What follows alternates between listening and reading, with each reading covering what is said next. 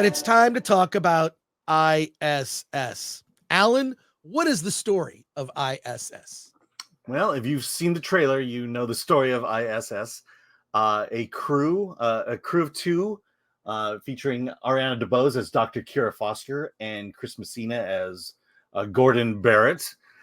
They are making their way to the International Space Station to meet the third member of their crew, as well as their another trio, their Russian counterparts.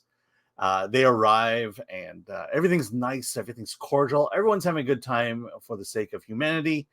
And then all of a sudden, looking out at the beautiful Earth below, it starts to light up, and you can kind of see it in the background there. And what we find out is, or what we figure out is that there's an incredible nuclear war going on, and the Earth is being pummeled by nuclear weapons. And a message is sent to each of the crews on the International Space Station. The message is, take it over.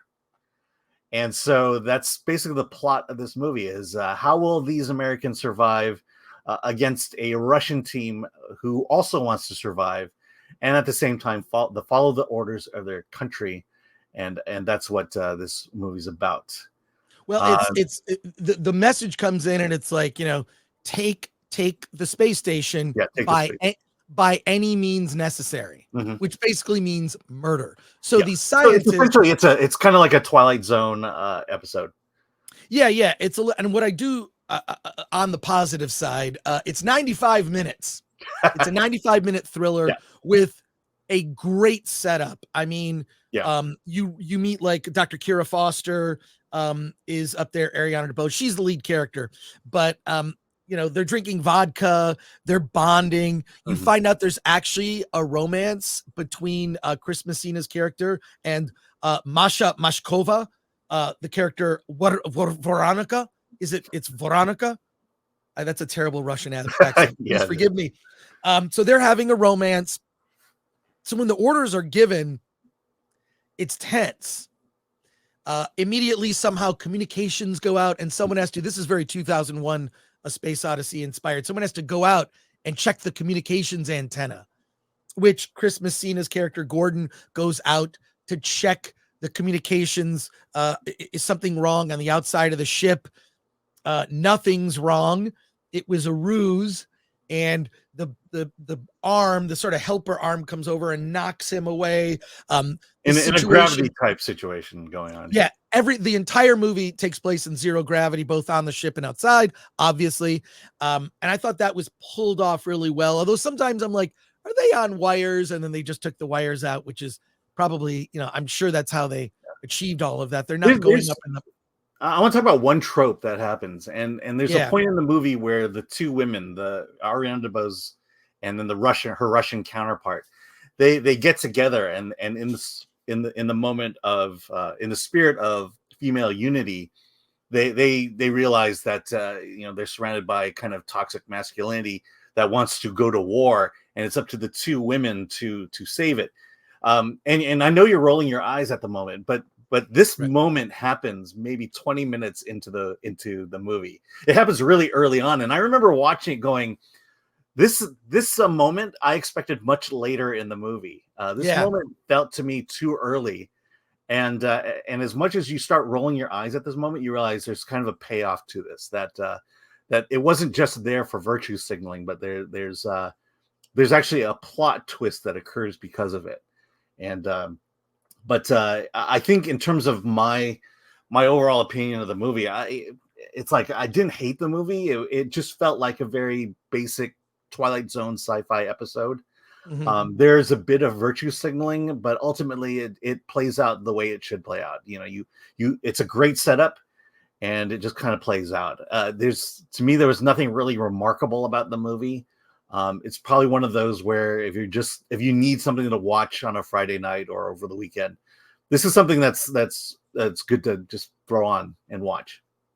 Yeah, no, look, the one thing I have to give this movie credit for is the runtime is tight, 95 minutes. The other thing is that they don't waste time.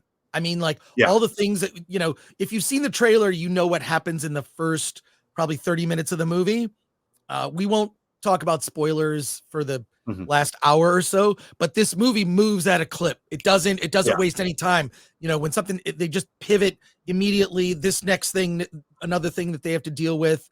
And then you see, you see how this plays out between the two merged crews in the midst of basically watching the earth burn. At one point, they're like, close the windows because they see like half the earth is just engulfed in flames. I mean, everyone could be dead for all they know, right? So it's a race to take over the space station. So I thought that part was fun. And there is virtue signaling. One, the casting of Ariana DeBose as Dr. Kira Foster, because of who she is and her identity, and that she's the lead character, that nothing's going to happen to her. What? No. Am I wrong? No, maybe something does happen to her. Maybe she dies at the end. Maybe. I'm just saying that I'm tired of this stuff. And there's another point that I really rolled my eyes. Chris Messina's character Gordon is out on the ship, and it's like a tense moment. They're just trying to. Can I reenact this scene? Can I? Yes, please reenact. What scene I'm talking about? Let me reenact this scene. Yeah. Chris Messina goes, "Oh yeah, I've been away from my family for several months, and I really miss them." And then he goes to Ariana DeBose's character. What about your husband? And she goes, right. She goes. Oh, actually, I have a wife. And then Chris Messina character goes, oh my God, I'm so sorry. I didn't know what I was thinking. I need to do better. Oh my God. I know. Please don't turn me into HR.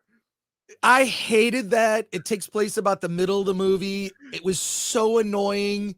It was just like, oh, give me a break. The thing is this. Also, if you are going to be part of a crew and know someone, you probably would know your fellow astronauts, right?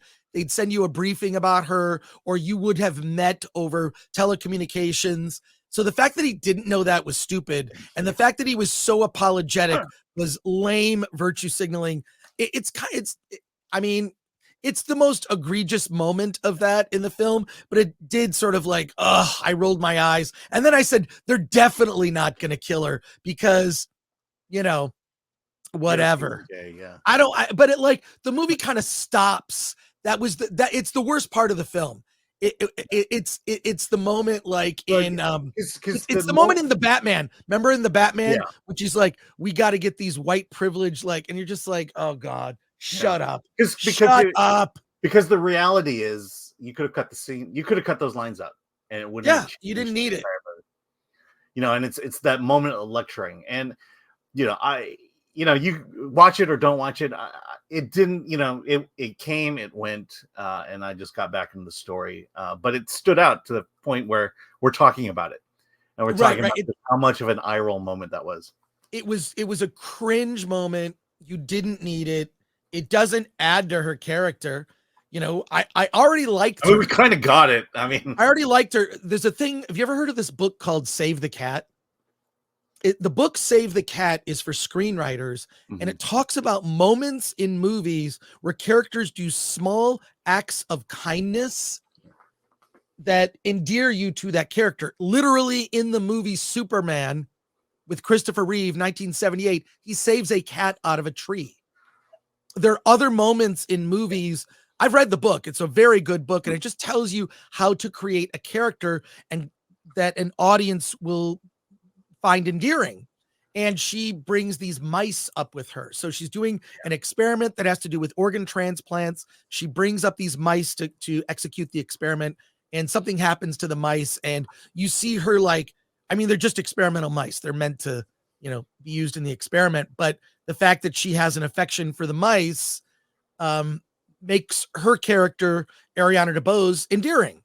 But yeah, that moment is just dumb. It stands out. It's eye rolling, and it's your modern filmmaking right there. Now, does it ruin the movie? No. It doesn't make the movie better either. So look, I would have cut it.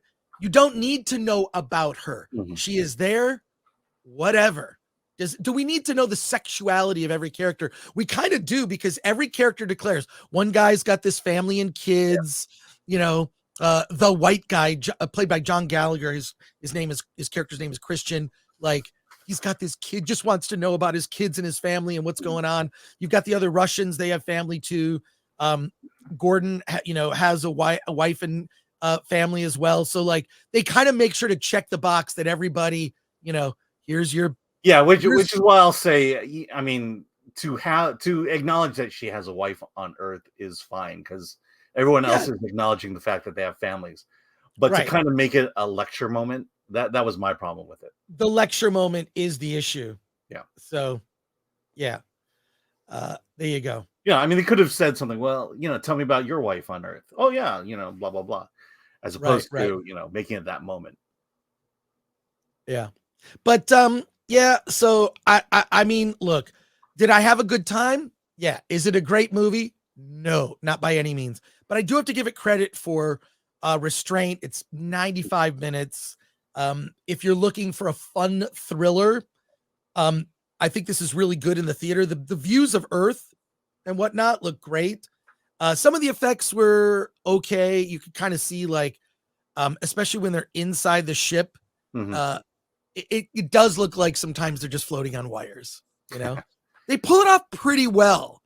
I do have to give them credit, but this movie is, I mean, for me, if I had to rate it, I give it like a 5 or a 6, which is like a very mild recommendation. So it's not a strong recommend from me.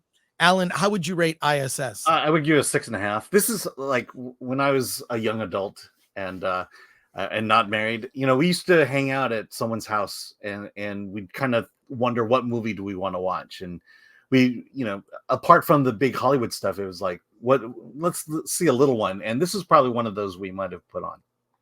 Right. I mean, it's fine. And I can't say that I wasn't entertained. But I was expecting more from the second half of the film. So there you go.